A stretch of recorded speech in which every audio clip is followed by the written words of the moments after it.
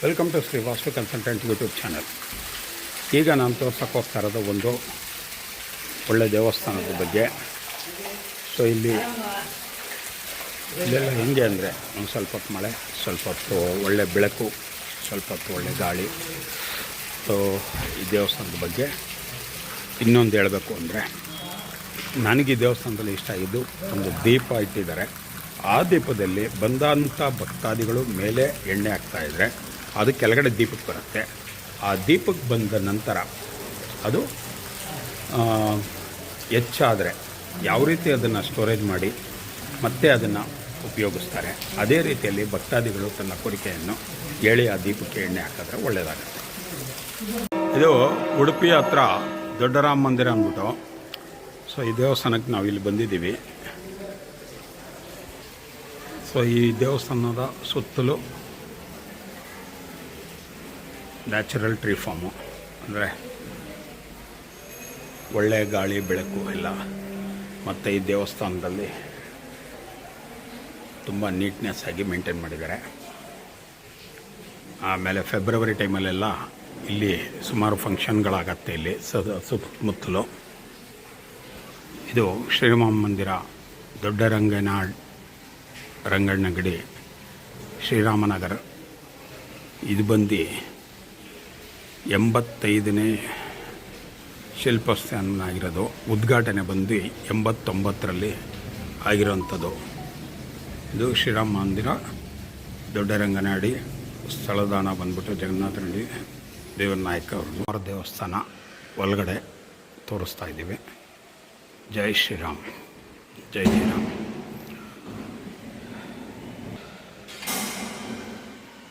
111ನೇ ಭಜನಾ ಮಂಗಳೋತ್ಸವ, ಶ್ರೀರಾಮನಾಮ ಜಪಿಯಾನ. ಇದು ರಾಮ ಮಂದಿರ.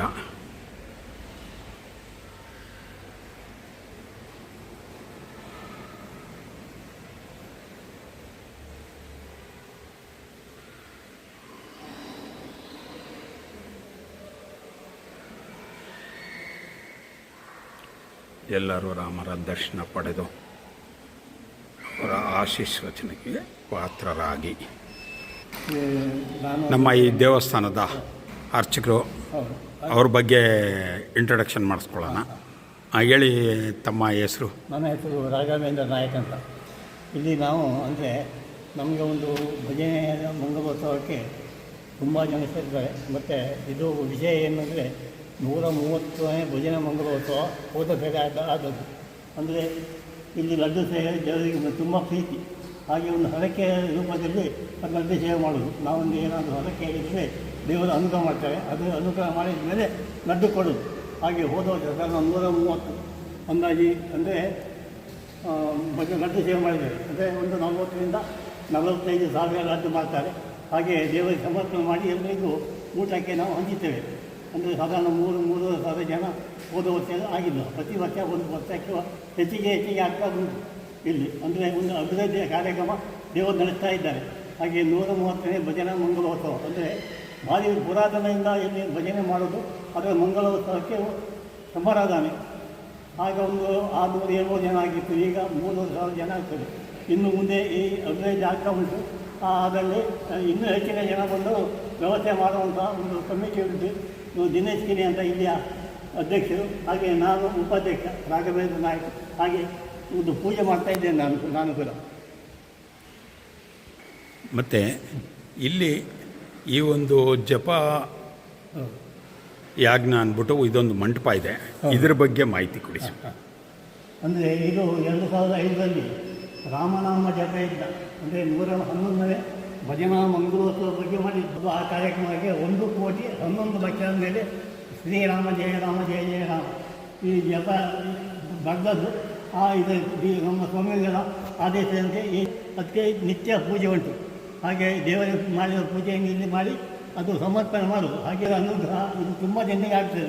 ಹಾಗೆ ದೇವರು ಏನು ಇಷ್ಟ ನಾವು ಪ್ರಾರ್ಥನೆ ಮಾಡಿದಲ್ಲಿ ದೇವರು ಸಂಪೂರ್ಣ ಅನುಗ್ರಹ ಮಾಡಿ ಅವರ ಒಂದು ಸೇವೆಯನ್ನು ಅವರು ದೇವರು ಸ್ವೀಕಾರ ಮಾಡ್ತಾರೆ. ಸೊ ಈ ಜಾಗ ಬಂದು ನಾವು ಉತ್ಸವ ಮೂರ್ತಿಗಳದ್ದು ಪೂಜೆ ಅಂತ ಅಂದ್ಕೊಂಡಿದ್ವಿ. ಸೊ ಸ್ವಾಮಿಗಳು ಹೇಳೋದೇನೆಂದರೆ, ಇಲ್ಲಿ ಯಾವುದೇ ಒಂದು ಪ್ರಾರ್ಥನೆ ಮಾಡಿ ಅವರ ಪ್ರಾರ್ಥನೆ ಈಡದೆ ಈ ರಿಕ್ವೈರ್ಮೆಂಟು ಬಂದ ಮೇಲೆ ಅವರು ಇಲ್ಲಿ ಲಡ್ಡುಗಳನ್ನು ಭಕ್ತಾದಿಗಳಿಗಿಲ್ಲಿ ಹಂಚ್ತಾರಂತೆ. ಆ ಒಂದು ಜಾಗ ಅಂತ ಇಲ್ಲಿ ಈಗ ಪ್ರೆಸ್ಲಿ ಯಾವುದೂ ಅದಿಲ್ಲ. ಬಟ್ ಸ್ವಾಮಿಗಳ ಹತ್ರ ಅದರದ್ದು ಫೋಟೋಸ್ ಐತೆ, ಅದನ್ನು ಕೊಡ್ತಾರೆ. ಅದನ್ನು ಇದರಲ್ಲಿ ನಾನು ನಿಮಗೆ ಶೇರ್ ಮಾಡ್ತೀನಿ, ಯಾವ ರೀತಿ ಆ ಲಡ್ಡುಗಳು ವಿತರಣೆ ಮಾಡ್ತಾಯಿದ್ರು ಏನು ಅಂತ ಅಂದ್ಬಿಟ್ಟು. ಜೈ ಶ್ರೀರಾಮ್. ಇಲ್ಲಿ ರಾಮ ಮಂದಿರದಲ್ಲಿ ಇದೊಂದು ಎಣ್ಣೆ ದೀಪ, ಎಳ್ಳೆಣ್ಣೆ ಯಾರು ಬೇಕಾದರೂ ಹಾಕ್ಬೋದು. ಸೊ ಇಲ್ಲಿ ಏನಂದರೆ, ಬಂದ ಭಕ್ತಾದಿಗಳು ಇಲ್ಲಿ ಎಣ್ಣೆ ಹಾಕಿದ್ರೆ ಈ ಪೈಪಿಂದ ದೀಪಕ್ಕೆ ಬರುತ್ತೆ.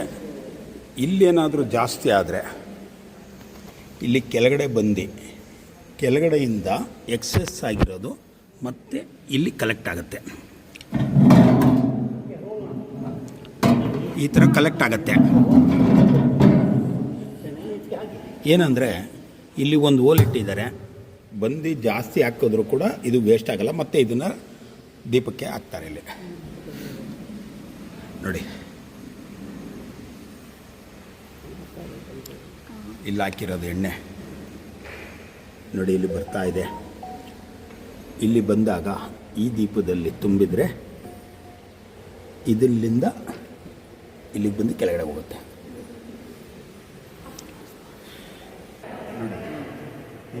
ಎಣ್ಣೆ ಹಾಕ್ತಾಯಿದ್ದೀನಿ. ಇಲ್ಲಿ ತೋರಿಸಿ, ಹಂಗೆ ಇಲ್ಲಿ ತೋರಿಸಿ. ಇಲ್ಲಿ ಹಾಕಿರೋ ದೀಪ ಅಲ್ಲಿ ಬರ್ತಾ ಇದೆ. ಇಷ್ಟೇ.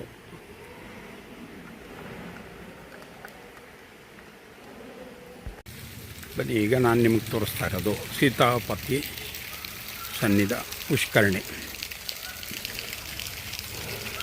ಸೊ ಎಷ್ಟು ನೀಟಾಗಿದೆ ಈ ಒಂದು ಪುಷ್ಕರಣಿಯಲ್ಲಿ ನೀರು, ಟ್ರಾನ್ಸ್ಪರೆನ್ಸಿ.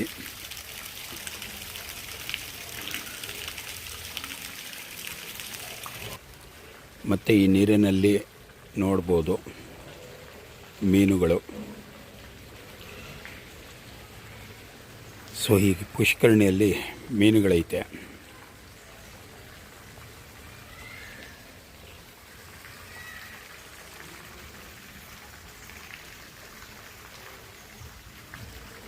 ಪ್ರಕೃತಿ ಸೌಂದರ್ಯ ಈ ನೀರಿನಲ್ಲಿ ಕಾಣುತ್ತೆ. ದೇವಸ್ಥಾನದ ಹಿಂಭಾಗ ಮತ್ತು ಈ ಒಂದು ಸುಂದರವಾದ ವಾತಾವರಣ. ಮಳೆ ಬಂದು ನೀರು ತುಂಬಿದ್ದ ಮೇಲೆ ಆ ನೀರು ಮೇಲಿಂದ ಕೆಳಗೆ ಬೀಳುತ್ತಿರುವ ದೃಶ್ಯಾವಳಿ ಮತ್ತು ಅದರದೇ ಆದ ಒಂದು ಶಬ್ದ ಇಂಪಾಗಿದೆ.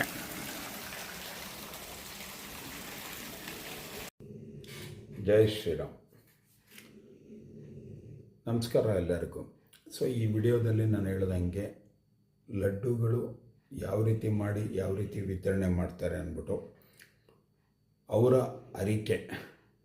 ಸೊ ಅವರು ಏನಾದರೂ ಏನೋ ಕಾರ್ಯ ಅಂದ್ಕೊಂಡಿರ್ತಾರೆ, ಏನೋ ಕೆಲಸ ಅಂದ್ಕೊಂಡಿರ್ತಾರೆ. ಅದು ಆದರೆ ಆ ಲಡ್ಡುಗಳ ಪ್ರಸಾದದಲ್ಲಿ ಆವತ್ತು ಪೂಜೆ ಕೊಟ್ಟು ಮಾರನೇ ದಿನ ಅಥವಾ ಆವತ್ತಿನ ಸಂಜೆನೋ ಅದನ್ನು ಪ್ರಸಾದ ರೂಪದಲ್ಲಿ ಭಕ್ತಾದಿಗಳಿಗೆ ಕೊಡ್ತಾರಂತೆ.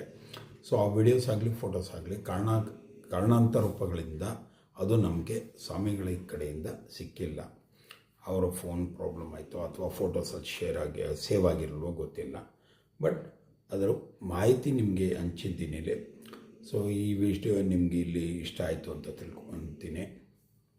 ಸೊ ನೀವು ಲೈಕ್ ಮಾಡಿ, ಕಮೆಂಟ್ ಮಾಡಿ, ಶೇರ್ ಮಾಡಿ. ನಿಮ್ಮ ಇಷ್ಟ ಆದವ್ರಿಗೆ ಇದನ್ನು ಶೇರ್ ಮಾಡಿ ನಮಗಿನ್ನೂ ಪ್ರೋತ್ಸಾಹ ಕೊಡಿ ಅಂತ ಕೇಳ್ಕೊತೀನಿ. ಇನ್ನೂ ನಮ್ಮ ಚಾನಲ್ ಸಬ್ಸ್ಕ್ರೈಬ್ ಮಾಡಿಲ್ಲ ಅಂದರೆ ದಯವಿಟ್ಟು ಸಬ್ಸ್ಕ್ರೈಬ್ ಮಾಡಿ, ಪ್ರೋತ್ಸಾಹಿಸಿ ಅಂತ ಇಲ್ಲಿ ನನ್ನ 1-2 ಮಾತುಗಳನ್ನು ಮುಗಿಸುತ್ತೇನೆ. ಧನ್ಯವಾದಗಳು.